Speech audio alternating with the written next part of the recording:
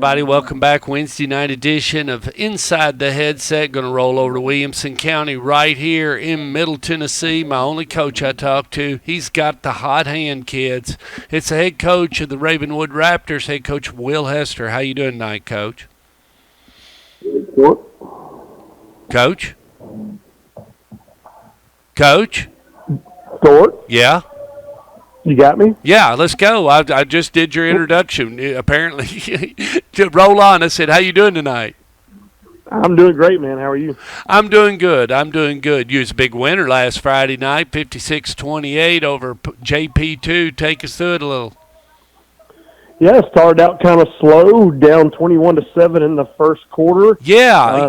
When the score came, 49 unanswered. Yeah, when the score came to us, I said, Will's in trouble. You got behind. Talk about you getting behind, and then you just mentioned it. You just scored 40. Yeah, take us through it. Yeah, started out, so they took the opening drive and scored, and we answered, so it was 7-7. I thought it was going to be one of those back-and-forth games at that point. They score on their second drive, and we go 3 and out on ours, and then they score on their third drive. So it's 21-7 pretty quick. But then we scored right back and made it 21-14 and started clicking, got some stops defensively, got a couple of interceptions. We ended up scoring 28 points in the second quarter. Wow. And went into the half up 35-21 and then scored on our first drive of the third quarter to go up 42-21. It was kind of going in the right direction at that point. Well, do you feel like, and I mean, you'd be a fool not to say, but I mean, was the wheels falling off a little bit for them in the second half, or do you feel like Ravenwood Raptors was clicking and you were getting to see maybe some peakness? Yeah, I'd say a little bit of both. It was probably the best we've played all season in our second quarter into the third quarter. On both sides of the ball. We've had spurts where we played really good offense. We've had spurts where we played really good defense, but we've never really hit a spurt where we did it complementary-wise. We're both clicking at the same time. And, yeah. It's always good to be playing some of your best football come the end of the year and heading into playoff time. Absolutely. Well, you're 7-2, and you've gotten to play all of them, hadn't you? You haven't had anything. Yeah, we haven't had any issues, knock on wood. The only COVID issues we had were actually back in the summertime. We've kind of dodged the bullet of it here in the fall. So hopefully we can remain that way and get through however long the playoffs last for us without any issues.